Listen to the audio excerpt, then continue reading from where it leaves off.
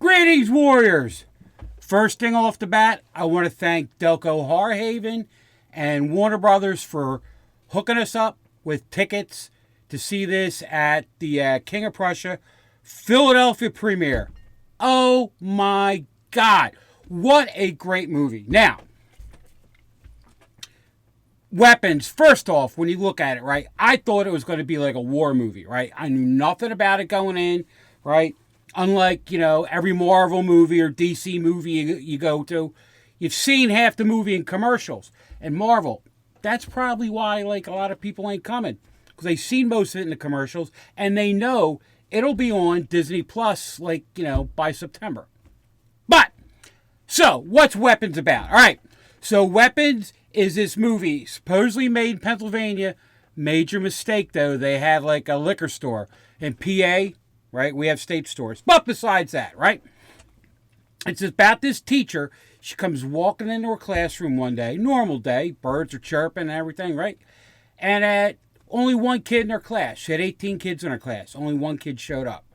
So they're trying to figure out what happened. Well, for some odd reason, right? At 2:17 a.m., 17 out of the 18 kids in her classroom just got up out of bed, ran out, and took off, and no one's been able to find them. Okay? Now, oh, jeez.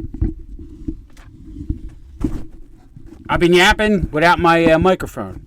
Are you there? Okay. Hopefully I sound better. Now, so, with this movie, right, you have the teacher, Julie Roberts, right? Julie Garner, right? Great actress, right? She was perfect for this movie. She was in school, she was the studious school teacher, but outside of school, she was the flirtatious youngin', right? Right? And we know about the cop, right? Her and the cop got a thing going on. We'll talk about that. But, and they're trying to figure out what the heck happened, right? Well, everybody is automatically assuming it's the teacher, right? That she kidnapped them because they were all in her class, except for the one kid. When they interviewed Alex, right, he ain't talking. He knows nothing, doesn't know what's going on, right? And, then weird things start to pop up, right? So, after they have this beginning where they're totally accusing this poor teacher, right? And everything is from her point of view, then the next set of characters, they have it for 15, 20-minute little vignettes, right, of what happened from their point of view. They had it from her ex-boyfriend, the cop, right, who, has problems of his own. He's an alcoholic, and he's cheating on his living fiance, wife. I don't remember what it was, right? Then first you have the teacher, then you have the cop, right? Then you have one of the kid's parents, played by Josh Brolin, right? And his kid's name was Matthew. Now, Matthew, right, we'll see, is a sort of like a little bully, right? And you sort of get that from Josh Brolin's character because he was just full tilt wanting to go in and drag this poor teacher into court, right? He was harassing her. He painted witch on her car, right? He was banging on her door one night, right? So, meanwhile, she's trying to cope with it. She's hitting the bottle, right? And she's trying to figure out what's going on. Well, bit by bit, then you see the movie, part of it, taking part in the principal, Benedict Wong from Marvel, right? So you got Thanos and you got Wong trying to conquer this, right?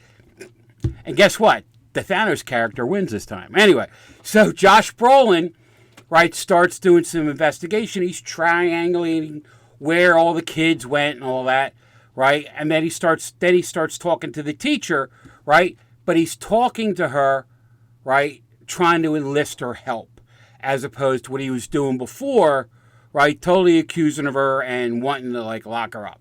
Okay. So they get together and they actually triangulate, right, that all the kids went to this kid Alex's house, the only survivor, right? And then it goes into Alex's viewpoint. Whoa, boy. Well, his Aunt Gladys, right? Everybody's got an Aunt Gladys. is coming into town and staying in town for a couple weeks, right?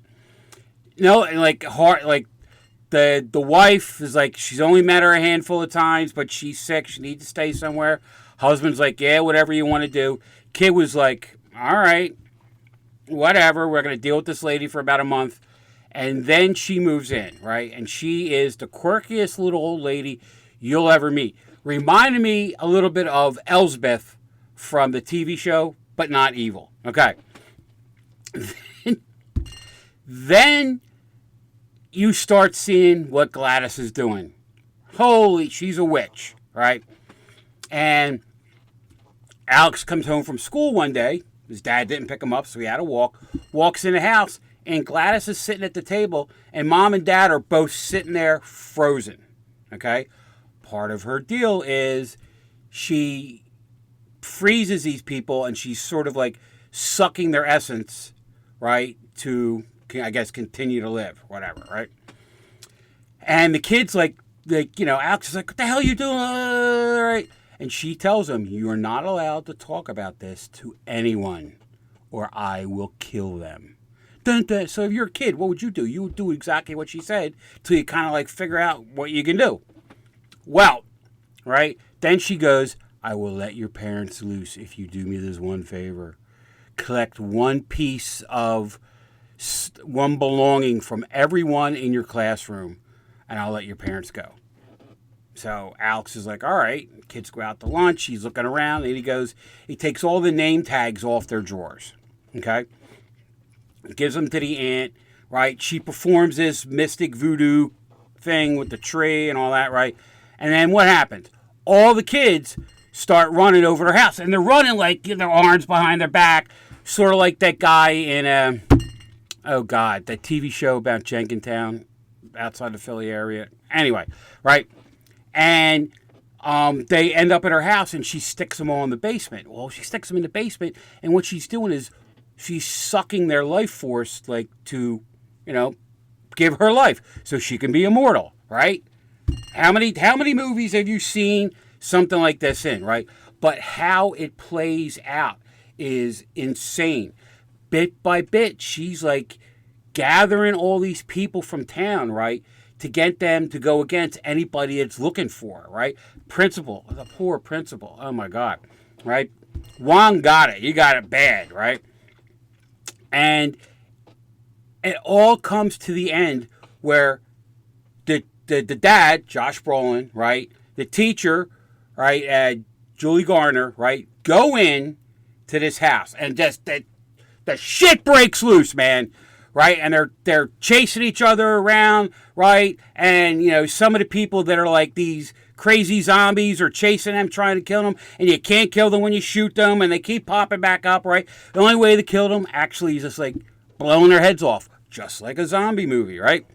And these people are zombies, but they're not necessarily dead yet, right? But after they get shot like 3 and 4 times, they ain't coming back, right? And then it just weaves around, and the kid gets into Aunt Gladys's room, right? And he sort of figured out what was going on. And he found a tree branch that had all like little hairs and connections to all the kids. And he breaks it. Well, when you break the thing, right? What they do is they go after the person that did it, right? So next thing you know, you got 17 kids chasing Aunt Clara or Aunt Gladys all through the neighborhood, right? And when they finally get her, they beat the crap out of her. They eat her. It was insane, right? Friggin' insane. Meanwhile, like the cops get there and they're like, what the heck's going on, right?